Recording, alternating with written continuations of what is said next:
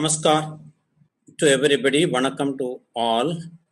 I sincerely express my heartfelt to the management and all the staffs of Sangam Talks for giving me the opportunity to deliver my lecture on the date of Mahabharata War. And I also thank to the various experts, knowledgeable persons, and also students who are listening this lecture. In this session, I am going to deal about date of Mahabharata War. As I was introduced, I am an eye surgeon, historian, archaeologist, epigraphist, and I am doing research on the historical chronology of our nation Bharat since the time of Mahabharata up to 1947. I am doing my administrative and academic executive committee member at member syndicate Alagappa Government University, previously in the same position in Government Bharatdasan University and Tamil University. These are all my contact numbers and my mail ID and my website. In this session, I am going to deal about date of Mahabharata War. Actually, it covers 3 parts. First part is the introductory part, and also it details about what are all the astronomical events that were expressed, detailed, and described in the text of Veda Vyasa, that is Mahabharata of Veda Vyasa. That I will cover in the first part. In the second part, to derive the date, I have used the trigonometric and astronomical calculations and constants that were described in detail, elaborately, accurately in the ancient astronomical text of our great nation Bharat. And based on that, I have calculated the positions of the Graha, occurrence of the lunar and solar eclipse and other astronomical events. Thereby, I fixed the date of Mahabharata War. That I will explain in the second part. It actually covers how we calculate the Agargana and also Mandhya position, Spuda position using Bhujandra, Deshwandra correction, Mandhya correction, and Sigra correction, and other technical calculations. That I will cover in the second part. In the third part, I will discuss the result and I will analyze the result, how it is corroborative, coherent, and harmony with other fields of science, that is archaeology, epigraphy, chronology, and literature, how it is coherent. That I will discuss. After that, I will, with the conclusion, I will end the 3-session lecture series with the third part. In the first part, I am going to cover, these are all the book I have written. In this lecture, these 2 books are connected with this lecture. One is astronomical evidence of the date of Mahabharata War, and another one is Kali Yuga inscriptional evidence. I have detailed much all this, what I am going to narrate in these 2 books. They are available in Amazon.in.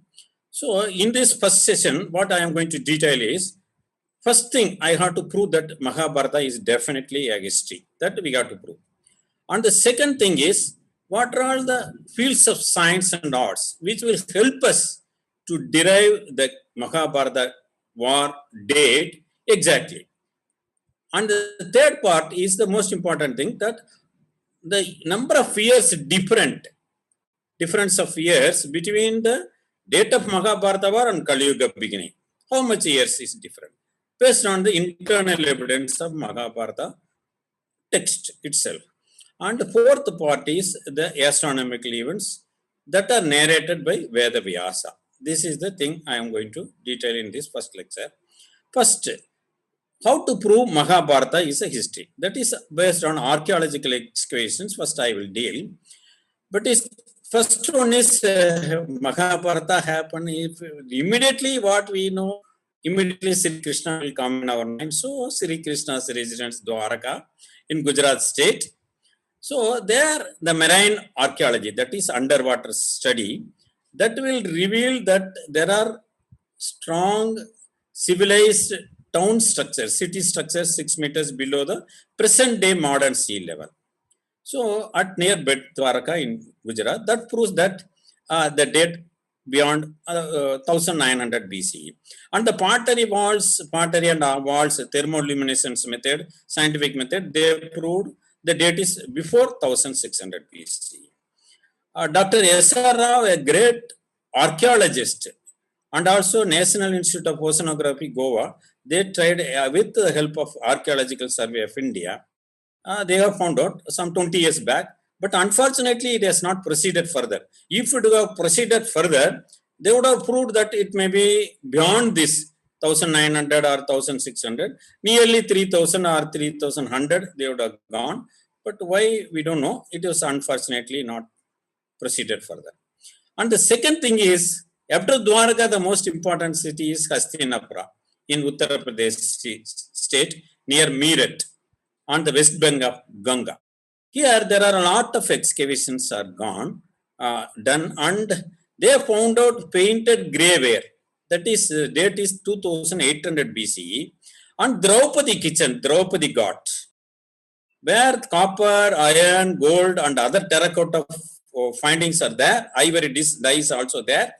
You know, dice is important thing in Mahabharata. They prove that 3000 BCE.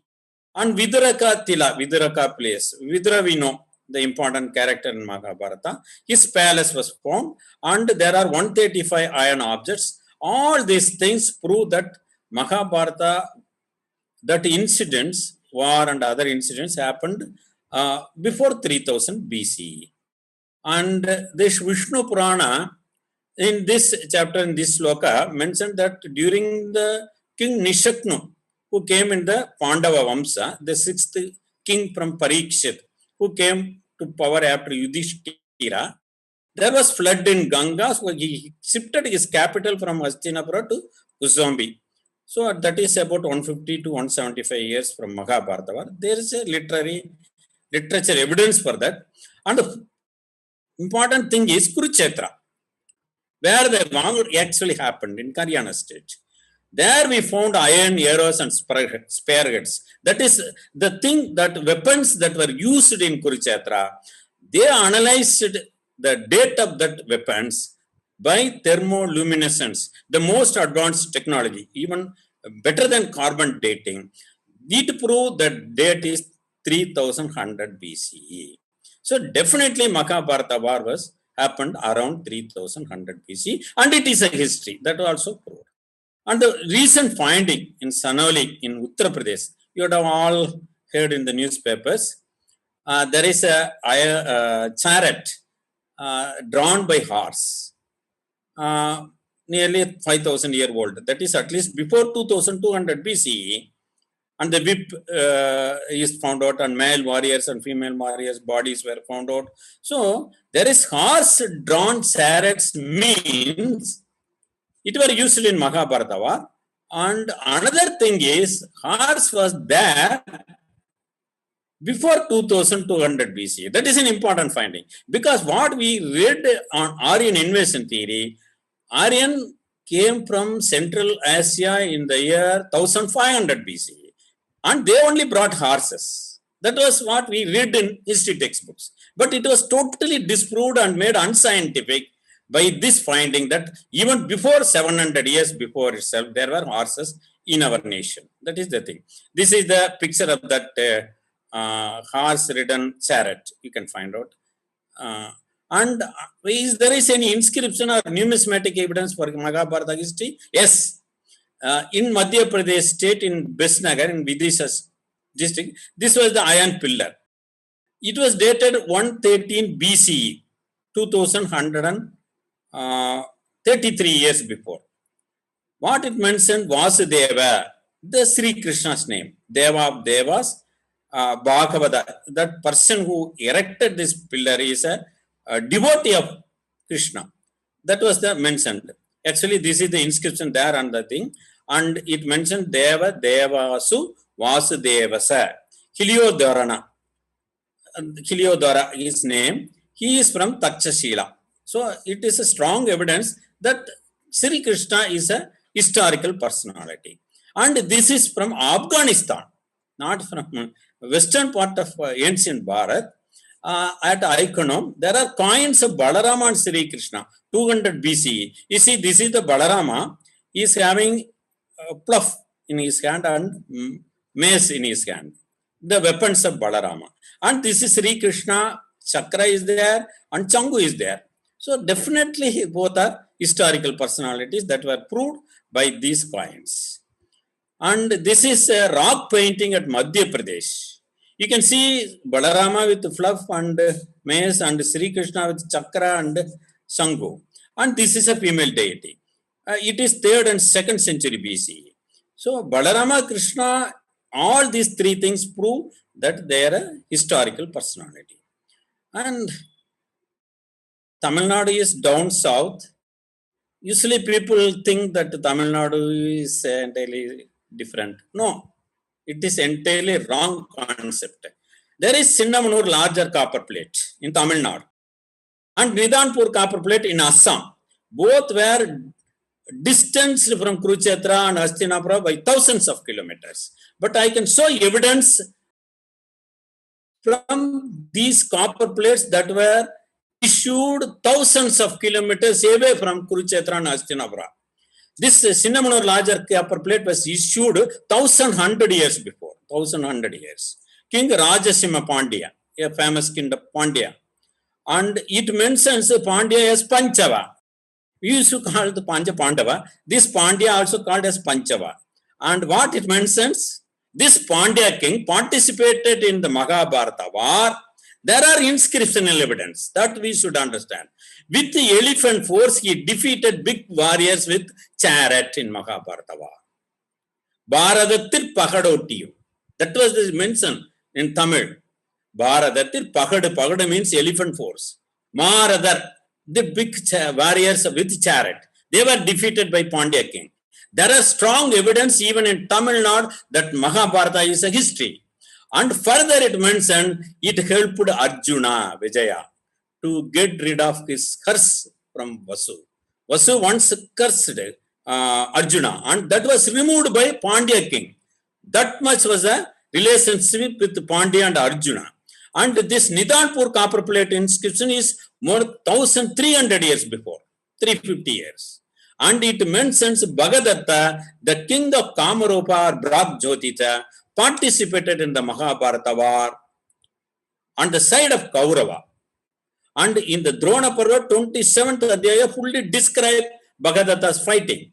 And so even Nidhanpur copper plate from Assam and larger Sinnamanur plate of Tamil Nadu, both are distanced by thousands of kilometers, proved Mahabharata is a history.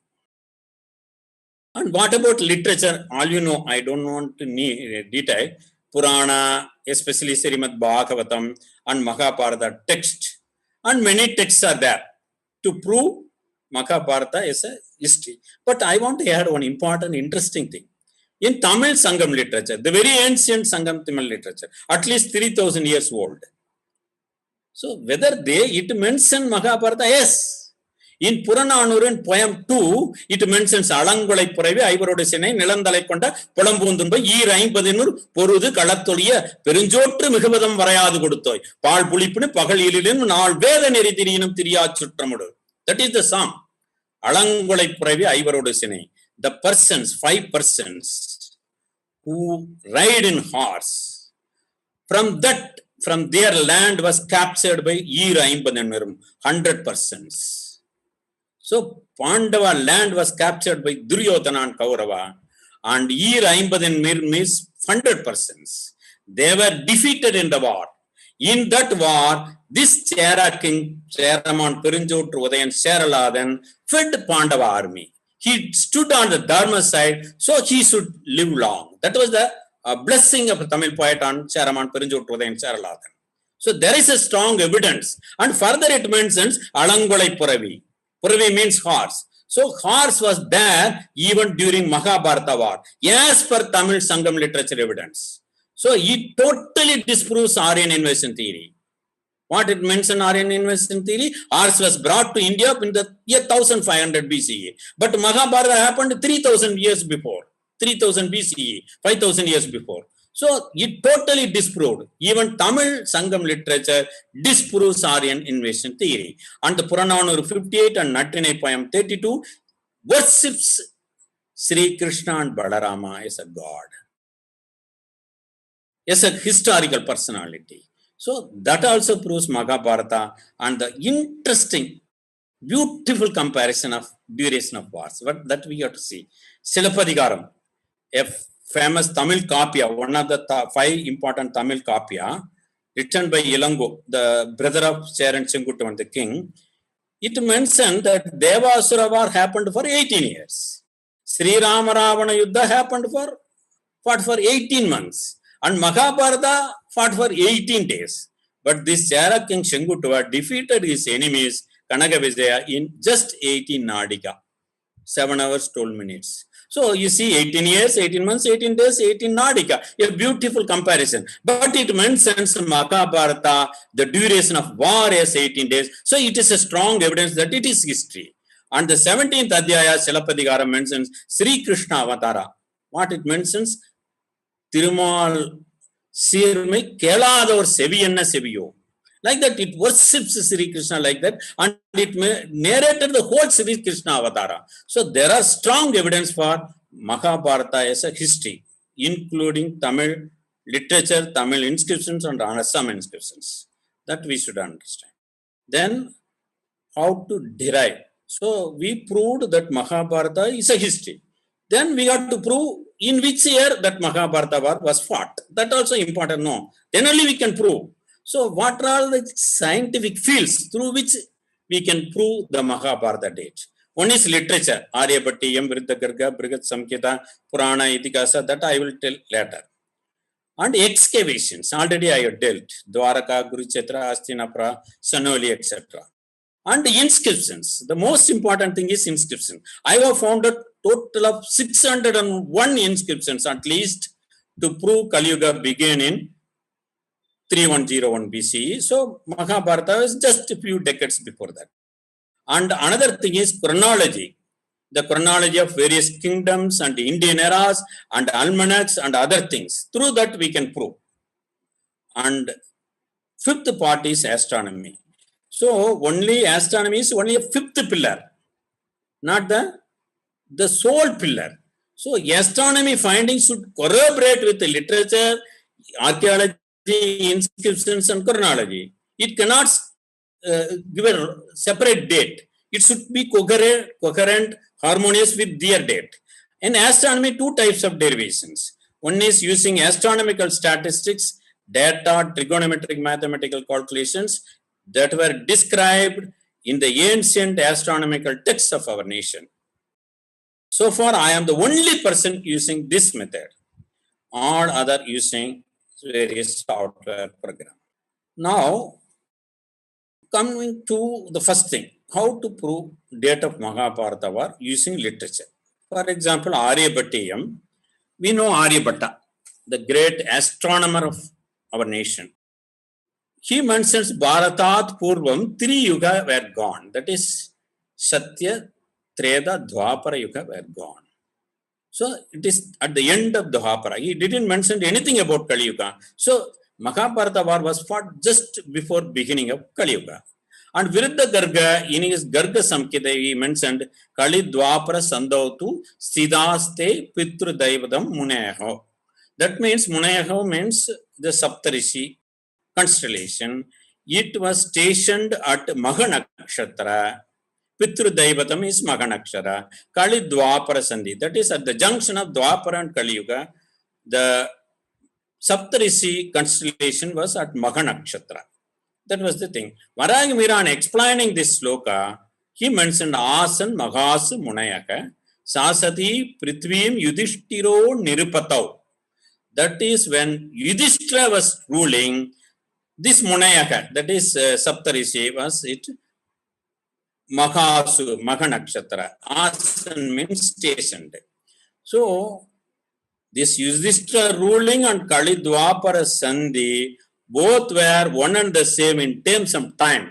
Because at both periods, this Saptarishi was stationed at Mahanakshatra, and Saptarishi used to revolve in 2700 years. So definitely there cannot be 2000 years, 700 years difference between Yudhishthira and this Kali Dwapara Sandhi. So Yudhishthira ruled at Kali Dwapara Sandhi. So Mahabharata war happened at Kali Dwapara Sandhi. And astronomical texts mention that Vikrama Samvat of 57 BCE, that is through more than 10,000 of inscriptions, we have proved that Vikrama Samvat began in 57 BCE and it began 3044 years after Yudhishthira. In the same Salivagana saga, that also proved through 20,000 inscriptions that it began in 78 Common Era and it began in 3179 years after Yudhishthira. So that also will help.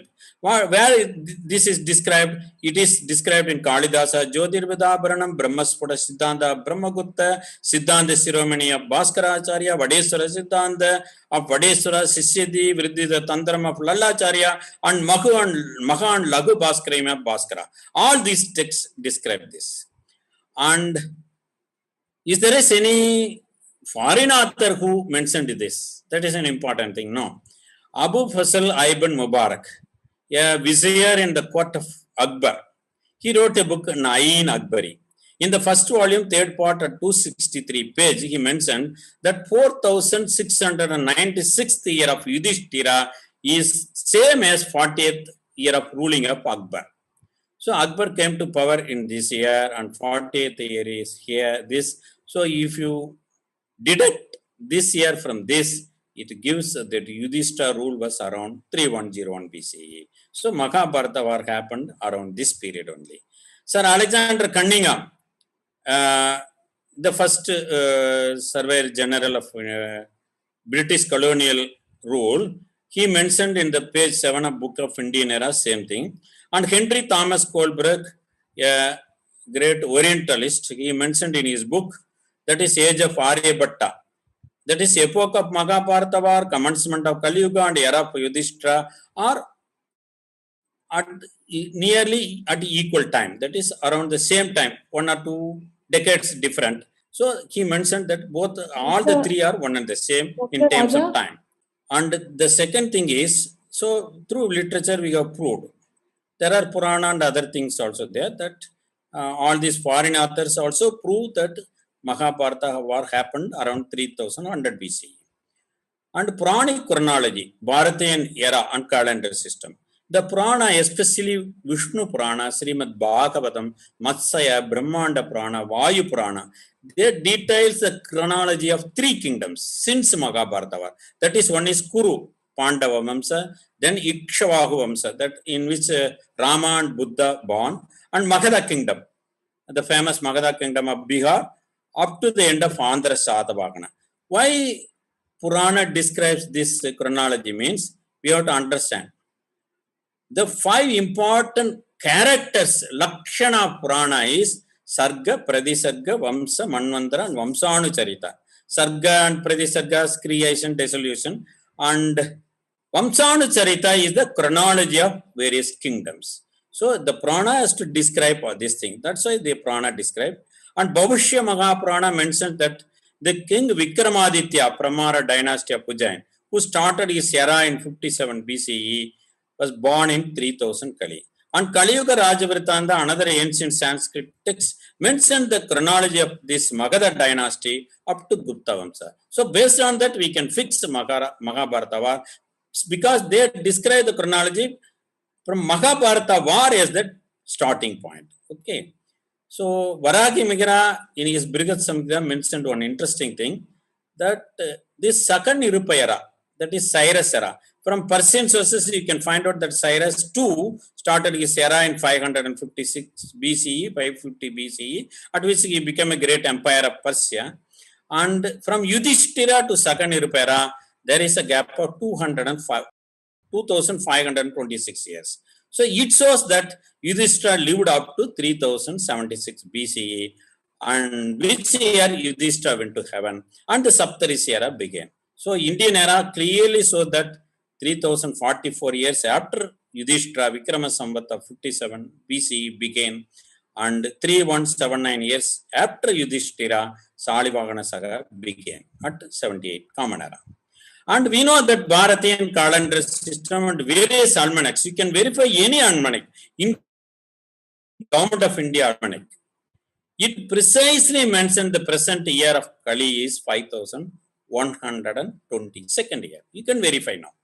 So these are all the thing, literature and other evidences. Now I am coming to inscriptional evidence.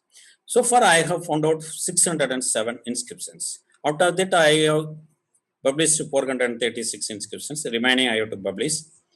They show precisely that Kali Yuga began in 317 BCE.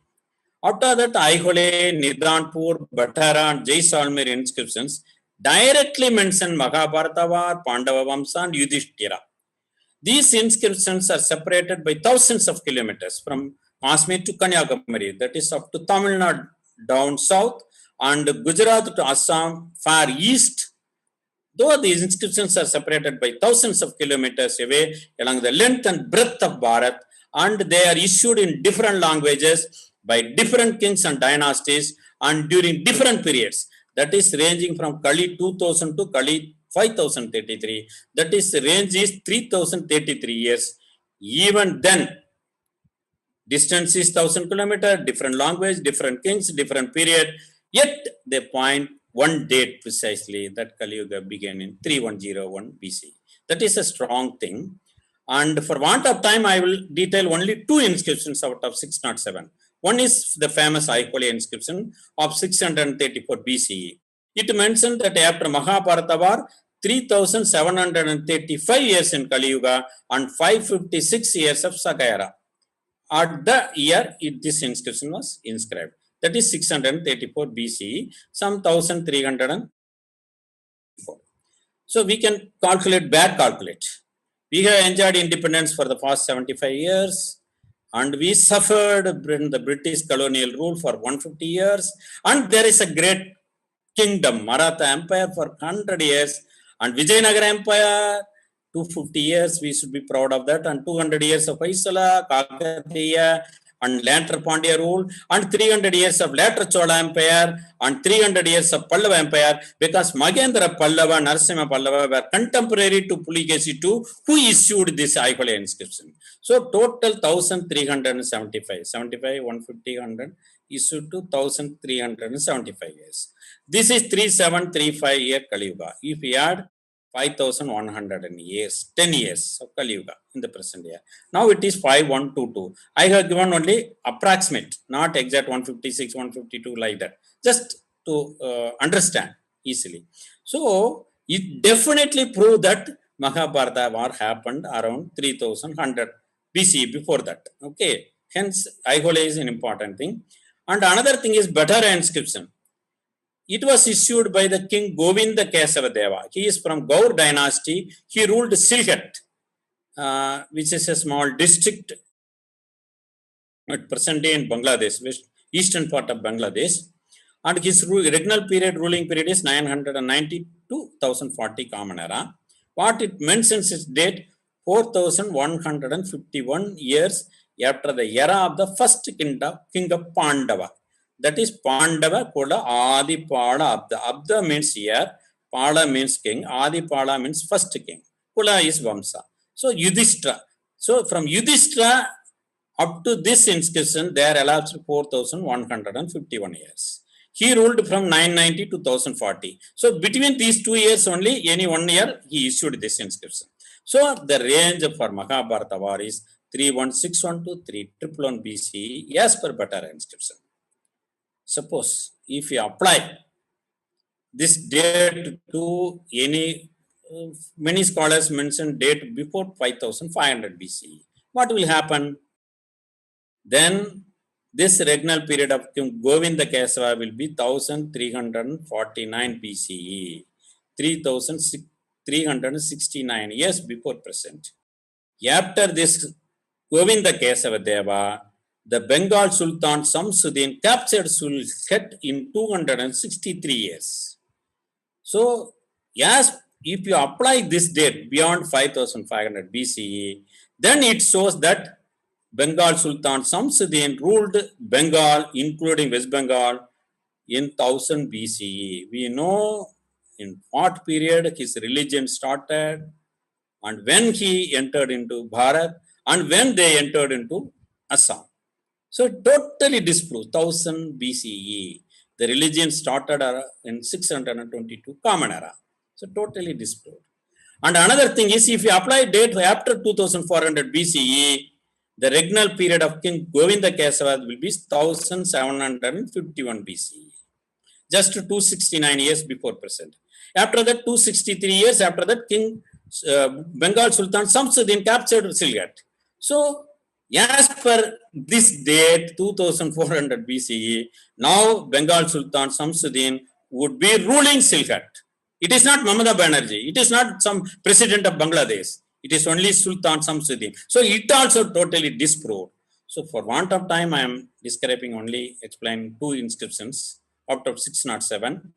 But if you apply same thing, all inscriptions will prove this date around 3100 BC only. And so from this we can understand that date of Mahabharata War, though it derived through astronomy, it should be coherent, consistent, corroborative with Kali Yuga epoch, through literature, epigraphical evidence, Saptarishi era, chronology of Pandava, Ikshvaku, Magadha dynasty, and Vikrama and Salivagana era, and the writings of Aryabhatiya, Viruddhagarga, Varahamihira, and Kalidasa, and many astronomical texts. It should be corroborative.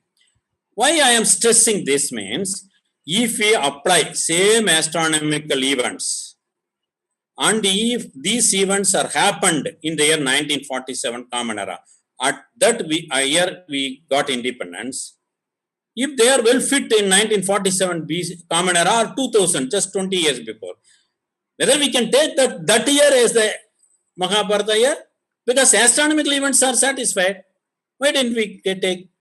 We cannot take, because chronology is wrong, epigraphy is wrong, archaeology is wrong, era is wrong. So, astronomical era date should be coherent with literature, with epigraphy, with archaeology, with chronology. Then only we can accept. Astronomy alone cannot decide date of Mahabharata War. That we should understand from this point. And another important thing is, the war at the end of Dwapara Yuga, internal evidence from Mahabharata, from Adi Parva, Vana Parva, Salya Parva, Maushala Parva, Santi Parva, Mahaprasthanika Parva, Stri Parva, Bhishma Parva, Sabha Parva. These are all Adhyaya number and Sloka number. You can verify. It clearly mentioned that before Kali Yuga beginning, 36 plus years before Mahabharata War happened. Mahabharata War happened at the fact end of Dwapara. Especially Vidura and Sanjaya mentioned to Dhritarashtra that Kali Yuga at the doorsteps, and it is presently Dwapara Yuga. So that we can understand. Now coming to the last part of my lecture, the most important point. Part, that is astronomical events. What are the astronomical events described in the text of Mahabharata War? I will narrate 26 points one by one. Why it is important? Why I selected that? That also I will explain. First point is, Sri Krishna went to Hastinapura on peace mission. What it mentioned? Kaumudi Masi Revatyam Saradante Himagame. So it is Sarad Ritu, it is at the end, and Hemanta Ritu is going to come, and Revatyam means at the Revati Nakshatra. The most important thing is Kaumudi Masi. Kaumudi Masi means Kartika month. We should know Sanskrit, we should know archaeology, astrology, and we should know seasons, Bharatian calendar system. Then only we can decipher this sloka correctly. So, Krishna went to peace mission in the Kartika month, in the Revati Nakshatra. That is before Kartika Paurnami. So, Mahabharata War definitely would have happened in the Margasisa month only. That from that we can infer. And another thing, second point is, Sri Krishna told Karna, on returning from peace mission, that war had to be started at Amavasya, falling on the 7th day, presided by Indra. Yeah, I have mentioned the Parva and Sloka, you can verify. Saptamachapi divasat Amavasya bhavishyati. Sankaramo yujyatam tasyam tamakugu sakkara devatam. Saptamachapi divasat, that is on the 7th day, Amavasya bhavishyati. Amavasya is going to happen in future tense. Sankramo, that means Yuddha. Yujyatam. We have to link that day, 7th day, with the Yuddha. Yujyatam means we have to link. So at that day we have to start war. And why Sri Krishna mentioned Sakkara Devatam? Why this word is there? Sakkara Devata means Indra. We should understand Sanskrit. Amarkosa also we should know. Then only we can decipher. Without knowing Sanskrit, without knowing history, without knowing geography, astronomy, astrology, mathematics, and tradition culture of this nation, we cannot derive Mahabharata War. So Sakra means Indra, and astrologically Sakra, Indra is the presiding deity of Jyeshta Nakshatra. That's why we can definitely conclude that Kartika month Amavasya happened in Jyeshta Nakshatra. So Jyeshta Nakshatra, Yapte, Monier Williams, Vijay Jayanti Kosa, Amara Kosa, clearly all these dictionaries, lexicon prove this. So we should know Sakra Devata means this one. And we cannot mention Sakra Amavasya not in Vyasa or Anuradha. Yes, some scholar is telling. Sakra Amavasya means Sakra, it happens at Sakra, that is Jyeshta. Kartika Amavasya can happen in Vyasa and Anuradha and Jyeshta. So you got to understand this difference. And the other important thing is, when the Amavasya happens at Jyeshta Nakshatra means what? In the end of Amavasya, sun and moon will be in the same longitude. They will be in conjunction. So on the Amavasya day, definitely sun and moon will be in conjunction. Further, Amavasya happened in Jyeshta Nakshatra means sun and moon are in conjunction with Jyeshta Nakshatra.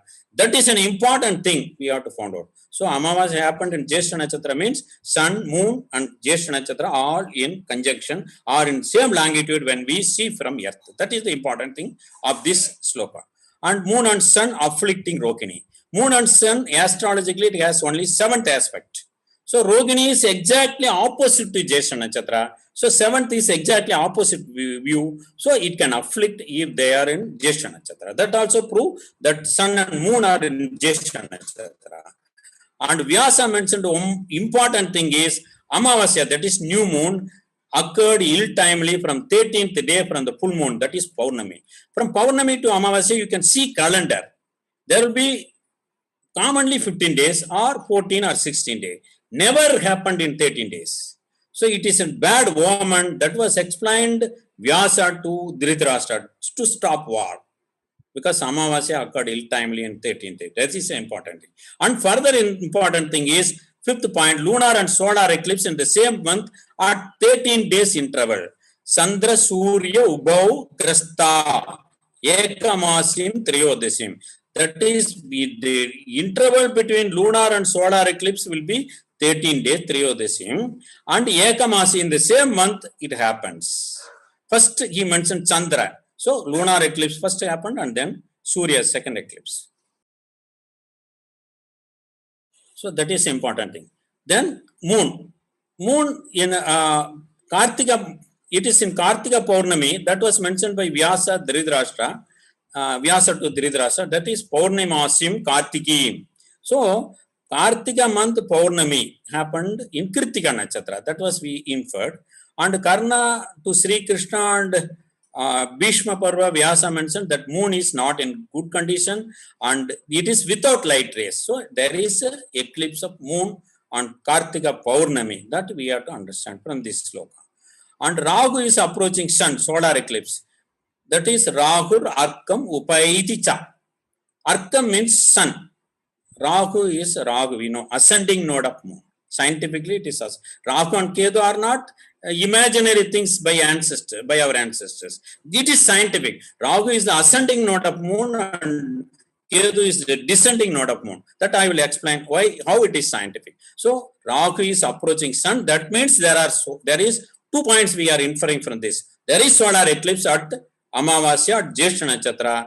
Because Rahu should be very close to sun, then only solar eclipse happen. That is maximum of 18 degree. So Rahu should be either at Jyeshta Nakshatra or adjacent Nakshatra, either before or back.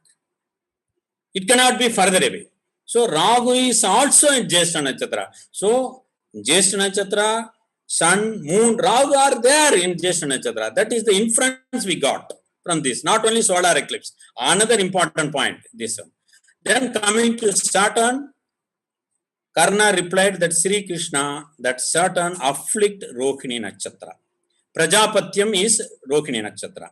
And he also mentioned Pranino Adhiha, that it also affect Prani, that is animals. So we cannot take that Saturn is Rohini Nakshatra. If we take that, then we have to accept Saturn is with animals. It cannot be with animals. Saturn is in the sky and animal is on the earth. So it views, it aspects, it affects Rohini Nakshatra and also the animals. In the same way, Vyasa told that Saturn is afflicting Rohini. Here, Sthita means firm, strongly it afflict Rohini. And another thing is, Saturn not only affect Rohini Nakshatra, it affect Purva Palguni also. Bhagam Nakshatram Akramya Surya Pitravana Pitayade. That is, Bhagam Nakshatra is Purva Palguni, Surya Putra is Saturn. Saturn is the son of Surya, sun. Okay, son of sun. Okay, so it also affects Bhagam Nakshatra. And where it is situated, that was also mentioned by Vyasa in Bhishma Parva. That is, Visakayaha Samipasto Brihaspati Sanaichara. Sanaichara means Saturn. Why it is called Sanaichara? Chara means moving, Sanai means slowly moving. The angular velocity of Saturn is the lowest out of all Graha. So you can understand how much our ancestors knew astronomy. That we also understand. Brihaspati. Brihaspati, that also, that is Jupiter. Why it is called Guru? Because it is the largest.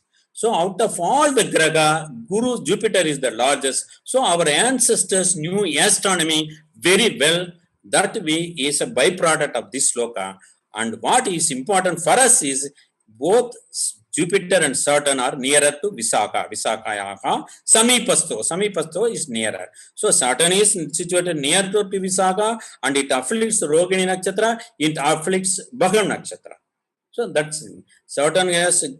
So how we link all the three? Saturn cannot be at three places.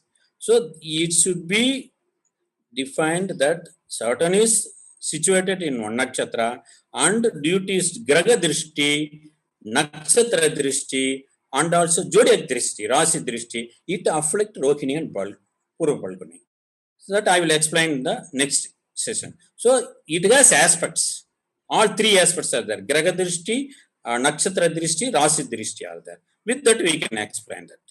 And Jupiter is near Visakha, it affects Rohini Nakshatra.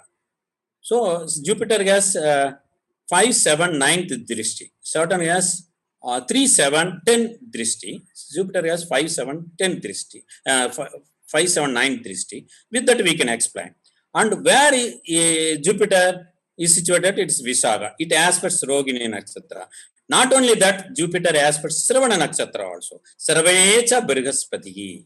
So 3 points for Jupiter. The position of Jupiter and Saturn should satisfy all these points. Then only I can be correct. My year will be correct. And coming to Mars, there are 5 points for Mars.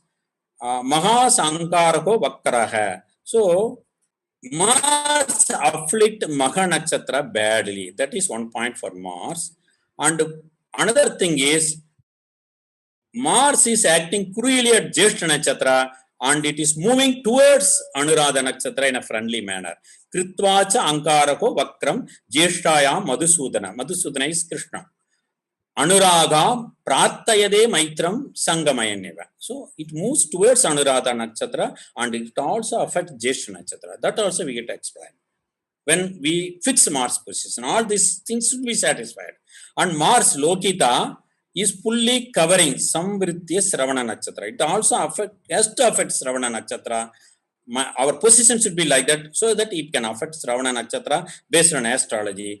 And it mentions that Vyavastita, that is an important thing. That is, Mars is not staying at Sravana Nakshatra, but staying apart. From there, it aspects and affects Sravana Nakshatra. Vakranu Vakram Kritvacha Sravanam Pavaka Prabhaha. Brahmarasim Samavritya Lohidanko Vivastita. That is the Vivastita, that is staying apart. And the most important sloka is Venus and Mars, Mercury were in conjunction on the 18th day of war. That is on Salya Parva. Brihusuna, Brihu Rishi's son is Venus, Sukra. And Dara Putra, Dara is Earth. Earth's Putra is Mars. From Earth only, at Ujjain only, Mars separated. And Sasineja, Moon's Putra, son is Mercury. From Moon, you can, even in scientific, you can see this Earth's soil and Mars soil will be same. and Mercury's and Moon's soil will be saved. It is proved scientifically. So our ancestors are correct. So Venus and Mars and Mercury were in close conjunction on the 18th day of war. From this, what we can infer? So Venus can be only within 45 to 48 degree from Sun. In the same way, Mercury will be within 18 to 20 degree, either this side or that side. Why? Because Earth is revolving not only the Sun, it also revolves Mercury and Venus, which were revolving around the Sun within the Earth's orbit. So it also revolves around both, all the three, Sun, Mercury, Venus. So when Earth and Mercury and Sun is there, it is 0 degree. When Mercury is like this, there will be gap of 18 to 20 degree, 28 degree. So Mercury can, because Mercury is closer to Sun, so it has less value. Venus is next circle, so it has more value. So Venus and Mercury, if you see Jataka, Venus and Mercury will always move with Sun, just within the same zodiac sign or next zodiac sign. So that means Mercury and Venus are very close to Sun, and because Mars is in conjunction with Mercury and Venus, it also very close to Sun. And most important thing is Mars can go retrograde only when it is 163 degree away from Sun. Surya Siddhanta mentions 165 degree, modern science mentions 163 degree. So there is no retrograde motion for Mars during the war. That we can infer. So coming to the 18th point, that Venus is viewing attentively at Purva Bhadrapada, that is situated in the Meena zodiac sign. So Venus has only 7th aspect, so it may be in Kanya zodiac sign. And the 19th point is 7th. I will explain in later how it is possible, because I have explained that Venus should be 45 to 48 degree from Sun. How can it situated in Kanya? That I will explain. And 7 Mahagraha starting from Sun are separating and issuing out during Karna Parva, that is 15th, 16th day, 15th and 16th day of war. Karna Parva means that is. So before that, all the 7 Mahagraha will be in conjunction. So there will be all the 7 Graha very closely situated in a single zodiac sign or very close to in the next zodiac sign. That is an inference. So that also is satisfied. We cannot put Mars there and Sun here. All the 7 Mahagragas should be in conjunction in the same zodiac sign or very close. That we should satisfy in our date. And Mercury must be within 18 to 28 degree, that I have shown. And Ketu is 180 degree. So you can see Jataka. The Rahu and Ketu will be opposite, always 180 degree different, because ascending node of Moon and descending node of Moon always in a circle, they are both separated by 180 degree. So that also we should satisfy. And Paurnami should happen in Kritika Nakshatra in the Kartika month, and on that solar lunar eclipse. So Ketu and Moon should be very near. That also we should satisfy. And these are important points, but I will explain later. There are 42 days of pilgrimage of Balarama. That nakshatra are mentioned, that I have to explain. And 56 days of stay of Bhisma and Sarpya orbit from the 10th night of war up to Maha month, Shukla Paksha Ashtami Rohini Nakshatra. That also I have to explain. That on the Bhisma Mukti, there is Uttarayana. That I have to explain. And moon rise after sunset on the 14th day of war. That also my date should satisfy. So all these 26 points, my date should satisfy. Then only my date is correct. And I have covered all 26 points. Why I added all 26 points? I have just taken 1 or 2 points now. Like Arundhati Vashishta epoch, just 1 point. If we add more and more points, astronomical events, our date will be more precise. If we take 4 or few points, many dates will satisfy. That is 1000 BCE, 2000 BCE, 3000, many dates will satisfy. If we add more and more point, then only one date will satisfy all the 26 points. That's why I taken all the 26 points. I have omitted Syamagraha, Svetagraha, Parugraha. Why I have omitted? Because we don't know what Vyasa mentions, which Graha mentions by Syamagraha, Svetagraha and Parugraha. We cannot assume things. Based on assumption, we should not do history, date. History should be based on facts, not on assumptions. So this, we don't know at present day what, even nobody knows what is Yamagraha, Swetagraha and Parugraha. It is all only assumptions. So based on assumptions, we cannot do. Maybe they are Upagraha. And regarding comets attacking Pushya Nakshatra and Kritika Nakshatra, Vyasa didn't name which comet. Even if he named, we cannot find out which comet, because modern name is different and Vyasa's name will be different. And the velocity and the frequency of the comet visiting Earth will be different. So we cannot judge that. And regarding Arundhati Vashishta reference, I will explain in a debate only, because I have a strong point Arundhati Vashishta.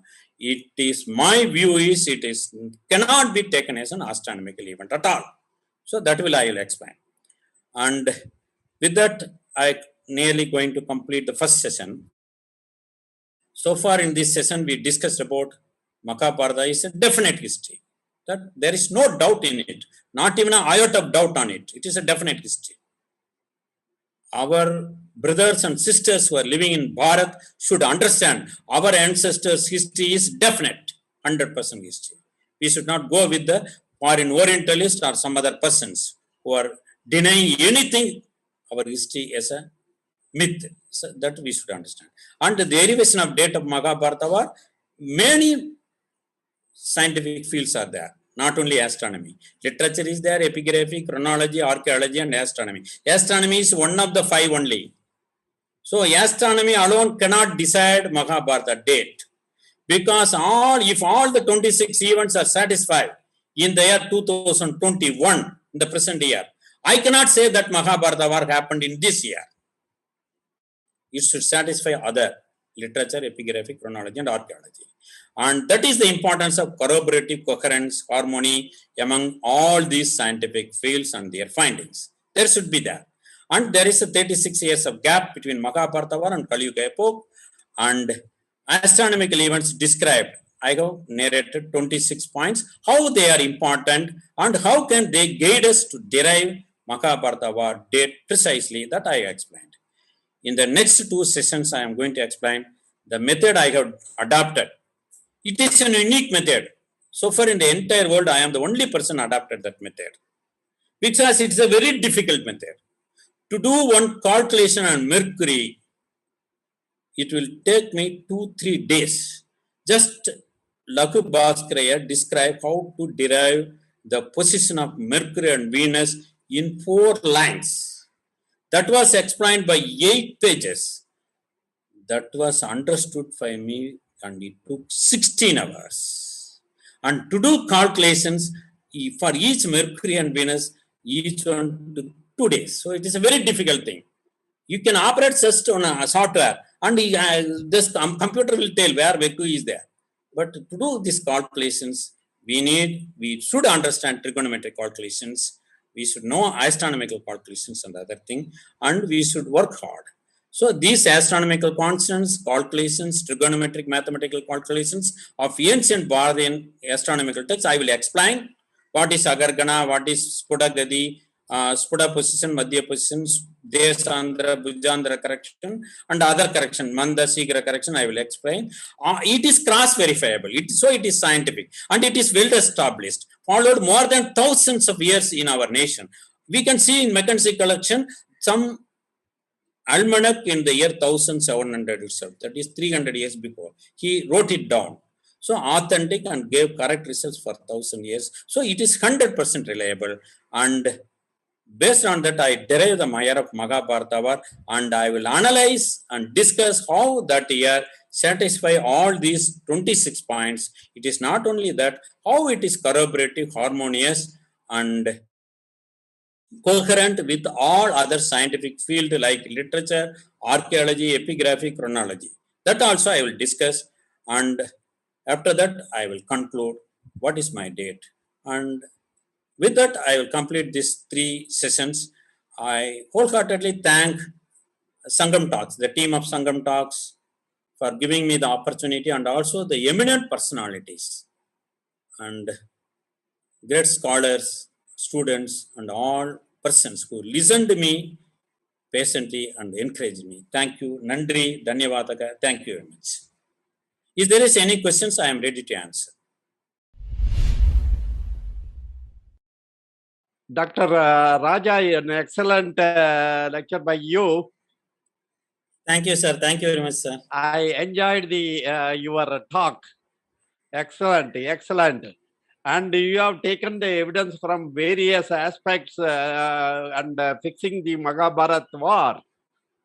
And I congratulate you and you to proceed this type of work in future and to give a very good evidence for our Mahabharata War as well as the other things. I congratulate you, sir. Thank you very much, sir. Thank you. Thank you for the encouragement and blessing, sir. Namaskaram, Namaskar, Raja, sir. Namaskar, namaskar, sir. It is really great work. And how many years did you take to work on so many aspects? Because astronomy is one side, astrology is another side, and then how come you have learned so much of Sanskrit which you could interpret and put it across? I mean, it's a personal question, but I think that would be very nice if you can say something sir. about it. It is all Professor Raman and you, with all your blessings and from the blessings of Sri Krishna, God is there. We are all just instruments. But it's started me interesting because I read history of our nation and I found a lot of distortions. So I found first initially I want to find truth. So because most of the texts are in Sanskrit, so I learned Sanskrit and I learned astrology, astronomy, and mathematics.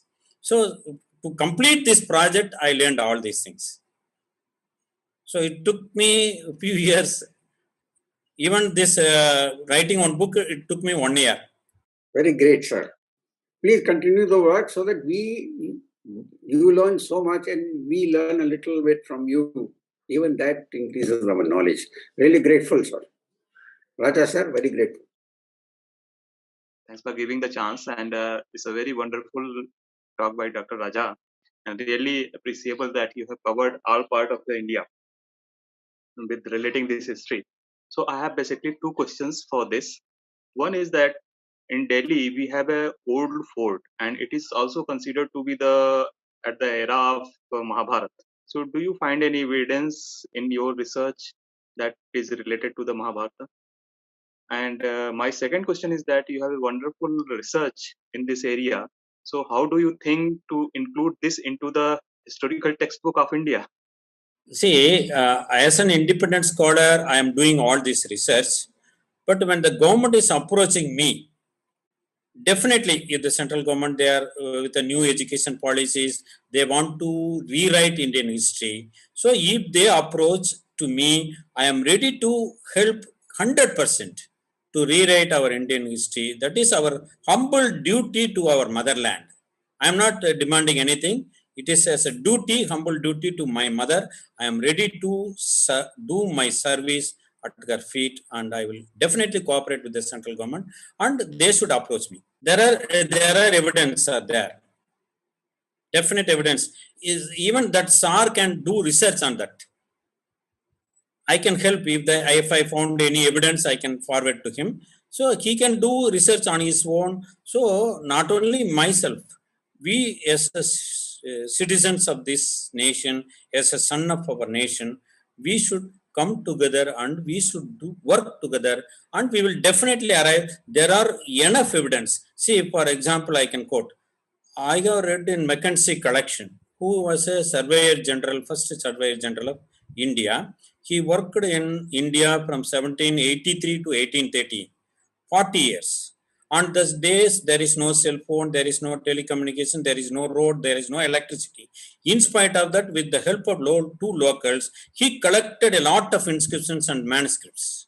One of that manuscripts mentions Kali 2000 inscription, that is 3100 years before. So I, from last November, I am tracing that inscription, and finally I have found that inscription. I have taken the photocopy, I have taken the stamp page, I have taken the transliteration, and I have found many evidences in support of that, literature evidence for that inscription. So there are evidences.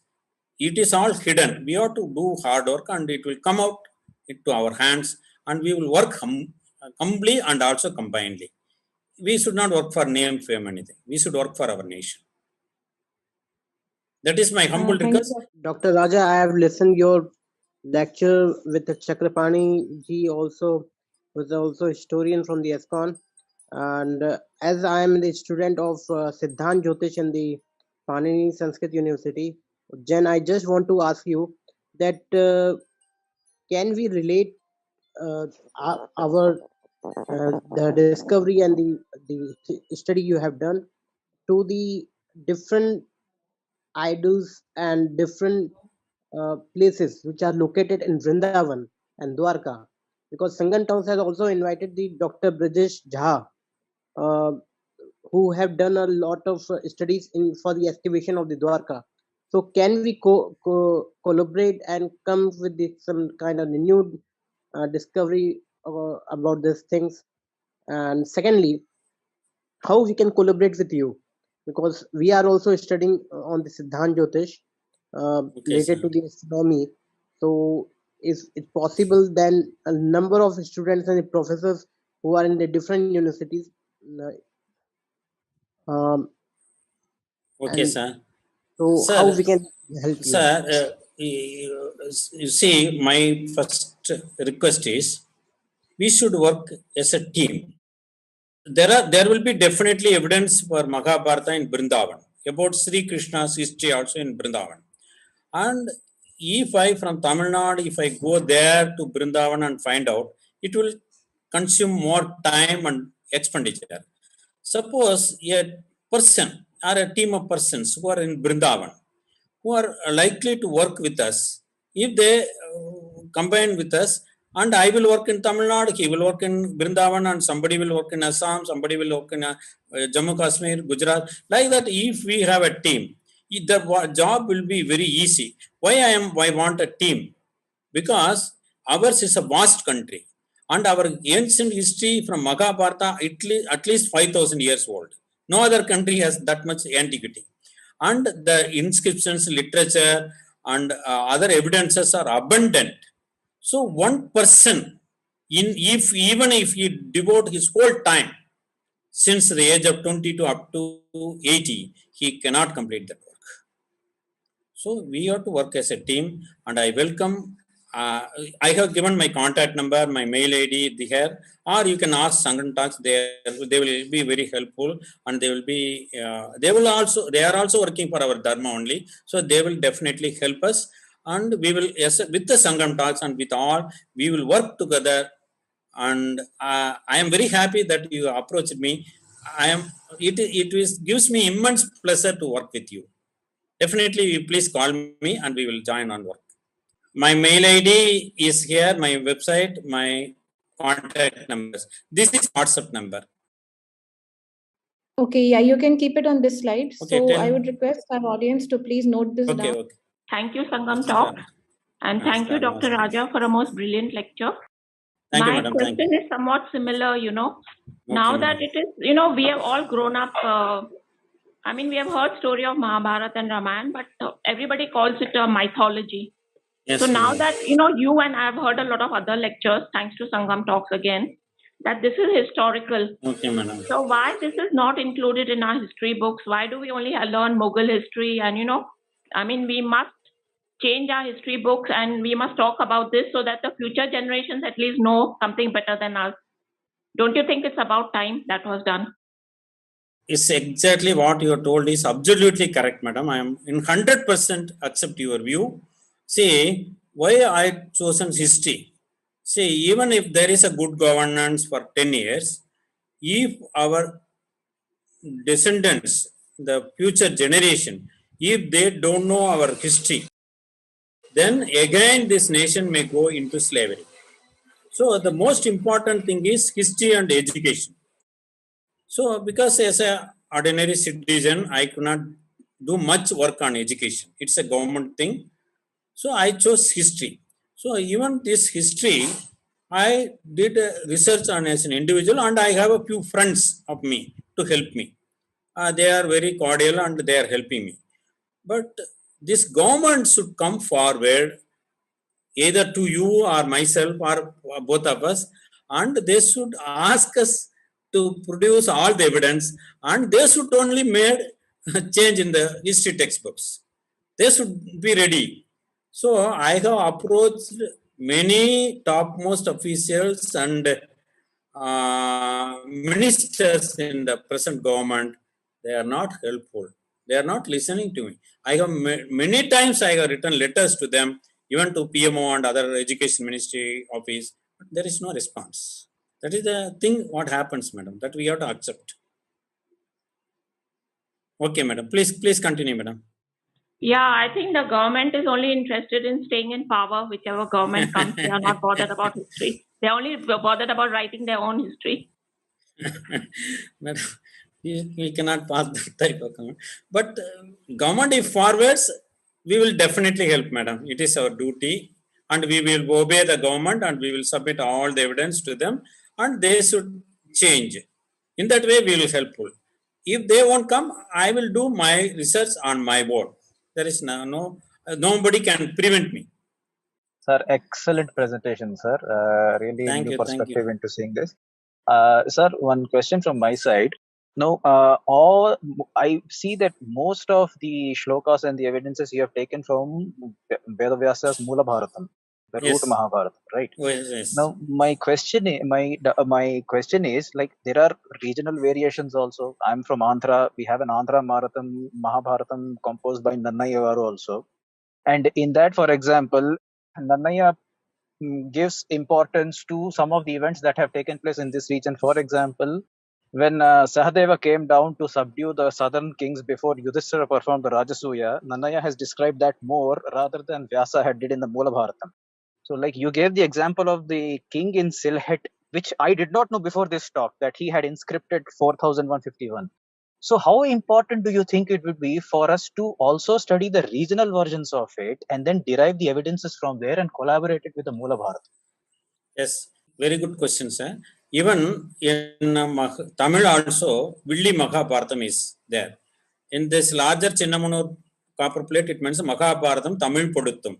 That Pandya king requested the poet to translate Mahabharata, because Mahabharata and Ramayana is not an external thing to any person who is residing within Bharat. It is their own history. So, and each region want to project its importance in that. Okay, that we should accept. And but for evidence, for deriving exact date and other history, we should go for Moola Bharata. And at the same time, we should not neglect the regional text of Mahabharata. See, in Kampa-Ramayana, it will be in somewhere else it will be different from Valmiki Ramayana. But Kampa-Ramayana is very interesting thing, and that poem will be lovable and beautiful. That also we should enjoy now. It is in our mother tongue now. So we can easily understand. So both are important, but for historical derivation, we should go for Moola Bharata. For other thing to enjoy and to know what is Mahabharata, that is important. The regional texts are also important. They have also a very good role to play, and it should be respected. See, for Kumbakonam edition, this Sakadeva coming to down south is mentioned, and also one important thing is mentioned in Kumbakonam edition of Mahabharata text of Veda Vyasa. In the first Vanavasa, and married Pandya's daughter, Pandya king's daughter, Malayadwaja Pandya, Chitrangani. So that Malayadwaja Pandya has only one daughter, no son. So ultimately Arjuna's son became the Pandya king. He participated in the Pandava Gaurava War. So that and all important thing. Many things are, see, it is from Kashmir to Kanyakumari, it is one nation. Everything is related, nothing is separate. We should understand, and local language, Mahabharata and Ramayana, it also should be given much importance so that it will propagate our culture to the people. That is important. But for historical facts, we should take only Moola Bharata. That is my opinion. Thank you for asking me. Thank you for the encouragement. Thank you, sir. We will have in touch with you. Namaskaram. Namaskar. So I had a question about the inscriptions. So you mentioned there were around 600 or something, and you just two of them because time didn't permit you. So I had two questions. One, what is the oldest inscription today, like which has been found? And two, do you find any inconsistencies in the inscription, or they are coherent with each other? If you can Thank you, elaborate. everyone. See, I have found out the oldest inscription dated in Kali Yuga, that is Kali 2000. Kali 2000 means present year Kali is 5122. So it is 3120 years, 21 years before that inscription. That inscription is still there. Okay, that is the oldest inscription I have found. I have found doesn't mean this is the oldest, because I would have not found some other inscription which will be older than this. So as far as my concerned, I have found this is the, based on my finding, this is the oldest inscription, and there is definitely consistency. See, in 436 inscriptions I analyzed. It mentions not only Kali Yuga, it mentions other era like Saka era, Salivakana, Vikrama, and other Kollam era, and also Common era also, in Kochi date also. And it mentions the dynasty name and king's name. So based on the dynasty and king's name and the mentioning of other era, we can cross-verify the date of that inscription. So, and we can verify whether it is coherent. Out of 436, 84% of the inscriptions mention any one era or any king's name. Everything is coherent. I have proved in my book. I have analyzed your question. I have already analyzed and gave result. It is 100% coherent. No doubt in it. For example, Tiruparanguntra inscription. It is 3864, but they found out 3874. There is a word Shashtya. Shashtya means 60, feminine gender, third vibhakti, Madi Sabda. So they have converted into Shashti, that is 6. So 6th day of the month, like that.